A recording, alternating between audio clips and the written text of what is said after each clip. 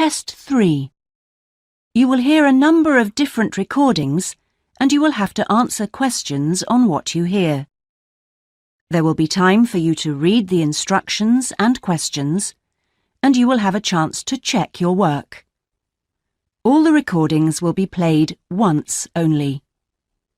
The test is in 4 sections. At the end of the test, you will be given 10 minutes to transfer your answers to an answer sheet. Now turn to Section 1.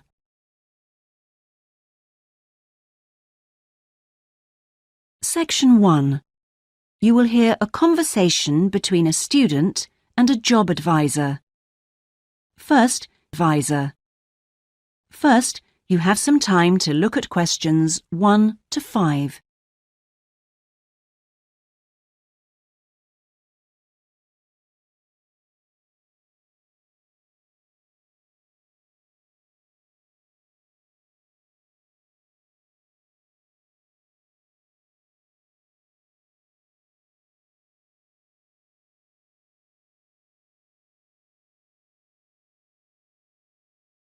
You will see that there is an example that has been done for you. On this occasion only, the conversation relating to this will be played first. Good morning. Oh, good morning. Is this, room number 26? Yes, that's right. So, is this the Student Job Centre? It certainly is. How can I help you? Well, actually, I'm looking for a job, a part-time job. Do you have anything available at the moment? The student is looking for a part-time job, so part-time has been written in the space. Now we shall begin. You should answer the questions as you listen, because you will not hear the recording a second time. Listen carefully and answer questions 1 to 5. Good morning. Oh, good morning. Is this, room number 26? Yes, that's right. So, is this the Student Job Centre? It certainly is. How can I help you? Well, actually, I'm looking for a job, a part-time job. Do you have anything available at the moment? Yes. Are you a registered student? Business studies. Here's my student card. Which year are you in? Well, I've been at uni for 4 years, but I'm in the 3rd year because I took last year off. Right. Well, let's just have a look at what positions are available at the moment. There's a job working at the reception desk at the sports centre for 3 evenings a week. That's Wednesdays, Thursdays and Fridays. Oh, that sounds like fun, but unfortunately I have evening lectures, so that's not possible, I'm afraid. Is there anything during the day? OK, that's no good then. What about cleaning? There's a position for a cleaner at the childcare centre. Right. But you'd need to be there at 6 a.m. Does that appeal? 6 o'clock in the morning? Oh, that's far too early for me, I'm afraid. I'd never make it that early in the morning. Well, there was a position going in the computer lab for 3 days a week that might be OK. Here it is. No, it's in the library, not the lab. Clerical assistant required. I think it mostly involves putting the books back on the shelves. Oh, no, hang on. It's for Wednesday and Friday evenings again. No, I can't manage that because of the lectures. OK, I'm getting the idea. Look, I'll just get a few details from you anyway, and then we can check through the list and see what comes up. Before you hear the rest of the conversation, you have some time to look at questions 6 to 10.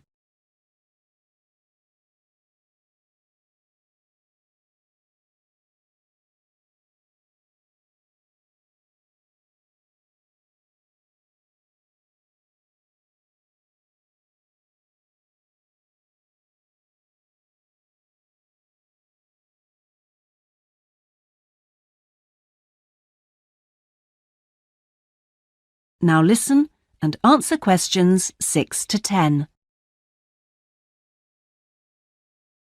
We'll fill in the personal details on this application form first, if that's okay. Yeah, that's fine. Now, what's your name again? Anita Newman. That's Newman. And your address, Anita? I'm in one of the halls of residence for postgraduate students. You know, International House. OK, that's easy. What's your room number there? Room B569. No, sorry, B659. I always get that wrong. I haven't been living there very long. Do you have any other skills? Typing, languages, that sort of thing? Well, I speak some Japanese. Right, I'll make a note of that. Now, let's see what else is available. What do you think of administrative work? There's a position for an office assistant at the English Language Centre. That sounds interesting. It's for 3 days a week, Monday, Friday and Saturday mornings. Interested? I was hoping to have Saturdays free, but I need the work, so... Can you tell me what the job involves? Yep, sure. It says here that you'll be required to deal with student inquiries and answer the phone. I'm sure I can handle all that without a problem. Great. Well, would you like me to arrange an interview for you? Say Friday morning around 10? Can we make it a bit later? Unfortunately, I've got something to do at 10. Would that be okay? Not a problem. How about 11:30? Hope it works out for you, Anita. Me too. And thanks for all your help. That is the end of section 1. You now have half a minute to check your answer.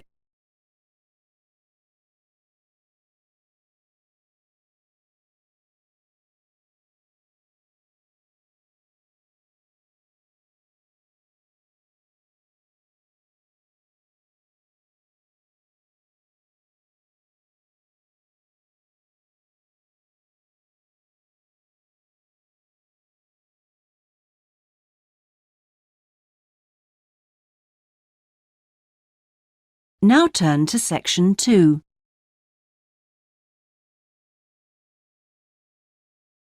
Section 2. You will hear a talk given by a group offering a walking holiday to raise money for charity. First, you have some time to look at questions 11 to 16.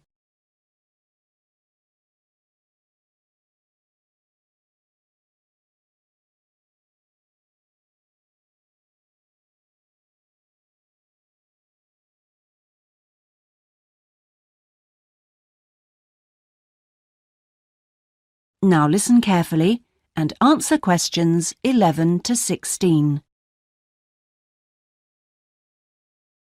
Good morning. I'm very pleased to have been invited along to your club to talk about our charity-sponsored walking holiday for education aid. I'll start by giving you a brief overview of what it entails. First of all, let me explain what we mean by sponsored here. This is where people promise to donate money to the charity if you achieve your goal. In this case, to walk a certain number of miles. Basically, we are organising a 10-day holiday from the 6th to the 16th of November, with 8 days actual walking, trekking in the Sombir mountains. Let's have a look at some of the details. We require you to raise sponsorship money of at least $3,200, paying $250 of it up front as a deposit, and the rest in stages throughout the year. Out of this, about 35% will go on your expenses, and that leaves 65% guaranteed to go to the charity. Which brings me to the most important part. This trek is being specifically organised to help education in the Sombir region. Last year we helped train teachers for the disabled, and this year we're focusing on the pupils. Each of the walkers' sponsorship money will go to help an individual special needs pupil in one of the mountain schools. In the second part of the talk, I'll be giving you a lot more details. But back to the basic information. Age limits.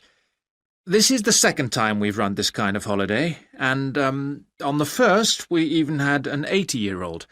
But we found it was wise to establish limits this time.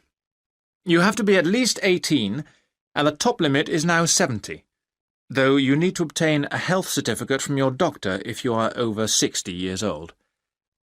Now, the Sombir Mountains are among the highest in the world, but you mustn't be too daunted. We will mainly be trekking in the foothills only, although there will be spectacular views even in the foothills. However, you will need to be extremely fit if you aren't now and you're interested in coming with us. You have plenty of time to get into shape. You'll be sleeping in tents, so you must have quite a bit of equipment with you, but you will be helped by local assistants. Your bedding and so forth will be carried by them. We ask that you only walk with a small rucksack with needs for the day.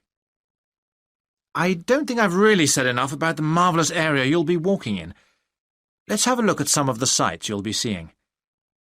Apart from this, there are marvellous historic villages. The area's been famous for centuries for making beautiful carpets, although recently there has been a trend to move into weaving blankets and wood carving. The people are extremely friendly and welcoming. We deliberately keep the party small in size to minimise disruption to people and landscape. Before you hear the rest of the talk, you have some time to look at questions 17 to 20.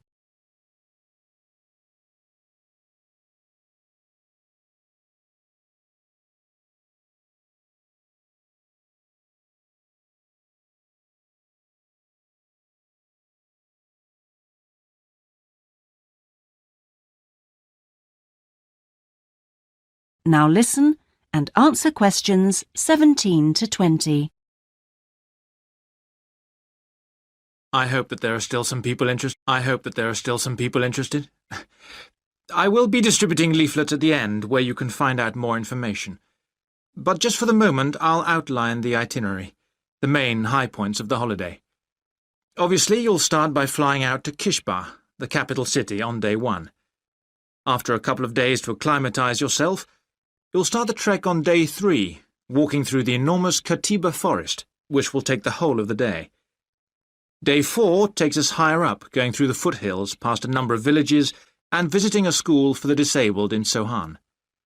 Then you have a rest day, that's day 5, before going to the spectacular Kumi Temple, with 12th century carvings, set in a small forest by a lake, and that's day 6, the highlight for many. We stay near there for day 7, because then comes the hardest day, walking through very mountainous country, but culminating in a swim in the Pate Falls. Day 9 is much easier, with part of the day spent in a village where they make some of the gorgeous red blankets. Then back down to Kishba and the journey home. So, you can see it's a pretty packed timetable. That is the end of section 2. You now have half a minute to check your answers.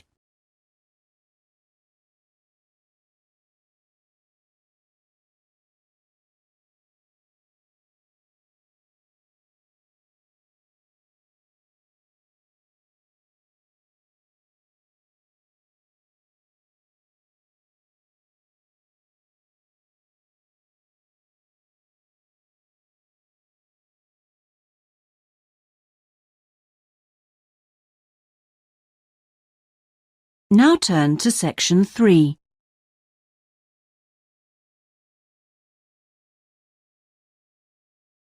Section 3. You will hear part of a seminar on ocean research given by a climate scientist. First, you have some time to look at questions 21 to 25.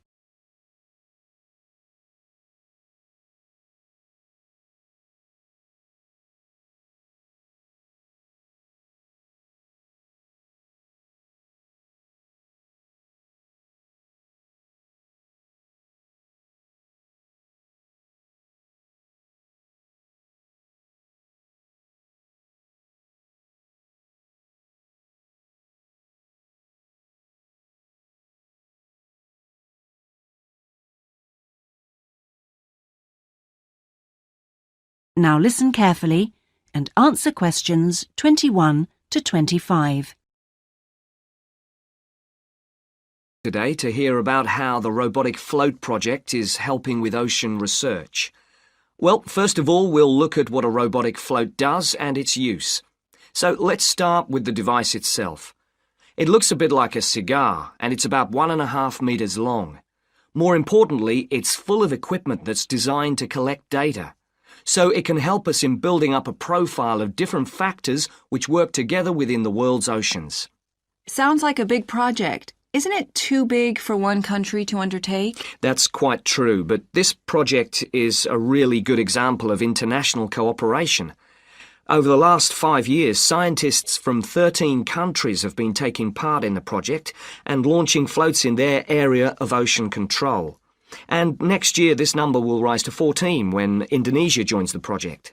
That's impressive. But let's move on to how floats work. The operational cycle goes like this. Each of the floats is dropped in the ocean from a boat at a set point and activated from a satellite. Then the float immediately sinks about 2,000 meters. That's 2 whole kilometers down in the water. It stays at this depth for about 10 days and is carried around by the currents which operate in the ocean at this level. During this time, it's possible for it to cover quite large distances, but the average is 50 kilometers. So, what is it actually recording? Well, at this stage, nothing. But as it rises to the surface, it collects all sorts of data. Most importantly, variations in salinity, that's salt levels, and the changes in temperature, a bit like underwater weather balloons. Then, when it gets back to the surface, all the data it's collected is beamed up to the satellite. After about 5 hours on the surface, the float automatically sinks, beginning the whole process again. What happens to the data? Well, the information is transferred direct to onshore meteorological stations, like our one in Hobart, and within 4 hours the findings can be on computers, and they can be mapped and analysed. Before you hear the rest of the seminar, you have some time to look at questions 26 to 30.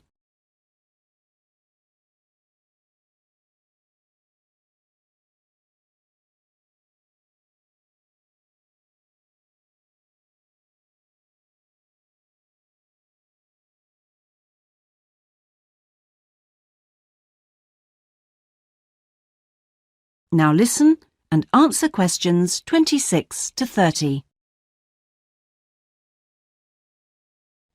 You say you're building models of the world's ocean systems, but how are they going to be used? And more importantly, when? Some of the data has already helped in completing projects. For example, our understanding of the underlying causes of El Niño events is being confirmed by float data. Another way we're using float data is to help us to understand the mechanics of climate change, like global warming and ozone depletion. That's part of an ongoing variability study, but the results are still a long way off. However, this is not the case with our ocean weather forecasting. Because we know from the floats what the prevailing weather conditions will be in certain parts of the ocean, we can advise the Navy on search and rescue missions. That's happening right now, and many yachtsmen owe their lives to the success of this project. In addition, the float data can help us to look at the biological implications of ocean processes. Would that help with preserving fish stocks? Yes, and advising governments on fisheries legislation. We're well on the way to completing a project on this. We hope it will help to bring about more sustainable fishing practices. We'll be seeing the results of that quite soon. It sounds like the data from floats has lots of applications. Yes, it does. It's also a powerful agricultural tool. If we were aware of what the weather would be like, say, next year, we could make sure that the farmers planted appropriate grain varieties to produce the best yield from the available rainfall. That sounds a bit like science fiction, especially when now we can't even tell them when a drought will break. I agree that this concept is still a long way in the future, but it will come eventually, and the float data will have made a contribution. That is the end of section 3. You now have half a minute to check your answers.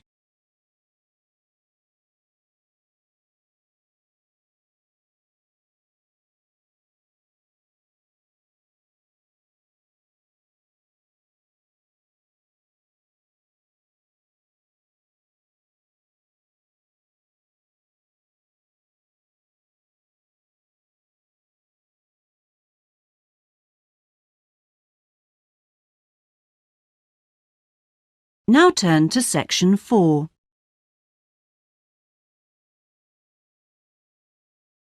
Section 4.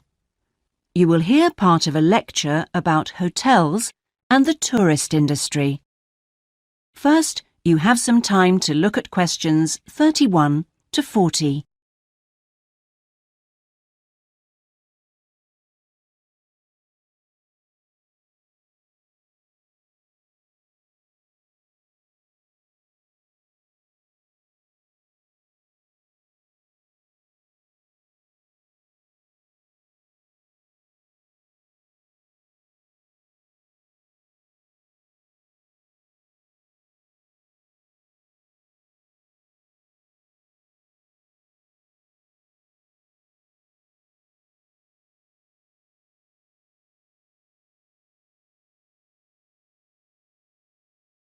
Now listen carefully and answer questions 31 to 40.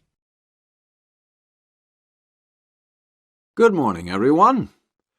Today's lecture forms part of the Hospitality and Tourism module. Last week, I looked at the economy end of the hotel business. This week, I'm going to discuss the luxury end of the market. Let's consider the following scenario. You wake up in the middle of the night in a strange hotel miles away from home, disoriented most probably from jet lag, when even the most expensive surroundings can seem empty and dispiriting. But according to recent research carried out by an international travel and public relations company, all is not well. The research suggests that even the most opulent, luxurious hotels seem to have underestimated the most basic needs of their customers, be they traveling for work or pleasure.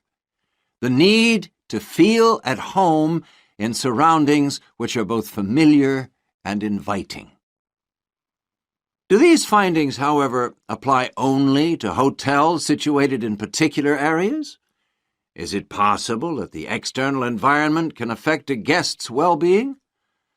The company's research covered a whole range of different hotel types, both independent hotels and those which are part of large chains. They investigated chic so-called boutique hotels in the heart of downtown business districts, stately mansions located in the depths of beautiful countryside, and plush hotels built at the edge of tropical beaches, surrounded by palm trees and idyllic blue ocean. And the research concluded that what was outside the hotel building simply didn't matter. This is a fascinating revelation, and those of you hoping to move into careers in the travel and leisure industry would be well advised to look at the findings in more detail. But back to the main point of this lecture, the need to feel at home. What can the hotel industry do about it? And is the very idea so subjective that it's impossible to do anything about it on a global basis?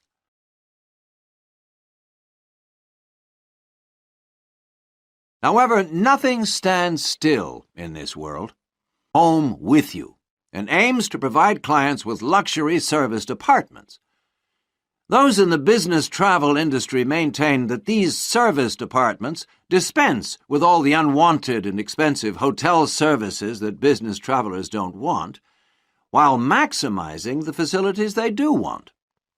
For example, not only sleeping and living accommodation, but also a sleek, modern kitchen that allows guests to cook and entertain, if they wish, at no additional cost.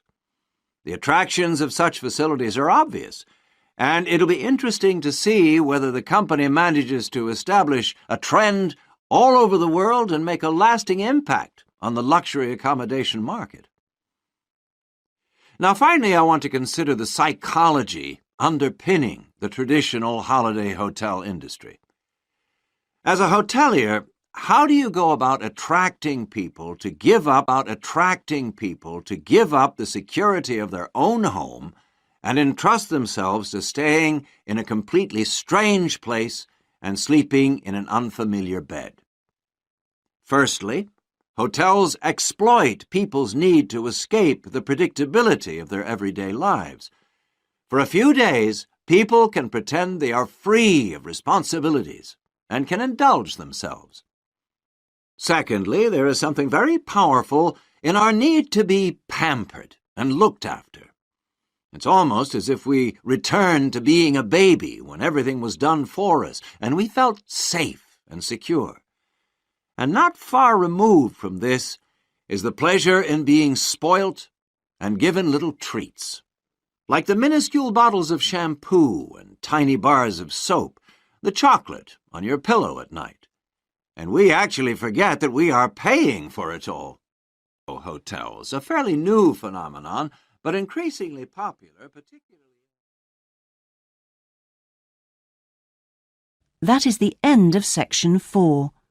You now have half a minute to check your answers.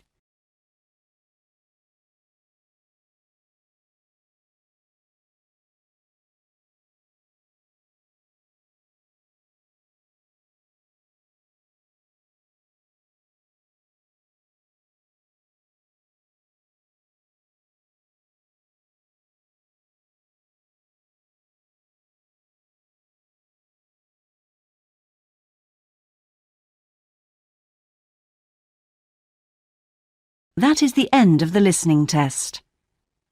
In the IELTS test, you would now have 10 minutes to transfer your answers to the listening answer sheet.